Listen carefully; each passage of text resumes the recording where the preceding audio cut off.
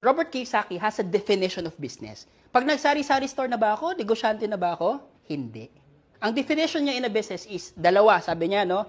Unang-una, dapat meron kang tinatawag na at least 100 employees or 100 people under you. Where is working for your business? It could be your downlines, kung networking pa to. It could be your advisors, is financial agency to. It could be your employees if you're a traditional business. And number 2, sabi niya, kailangan meron kang system na kahit mawala ka ng 2 to 3 years, tatakbo yung negosyo. Sometimes, a lot of people are thinking na nasa traditional business ako, may hardware ako, I'm already in the business. But they didn't know, they're still self-employed. Sila yung slave ng business nila.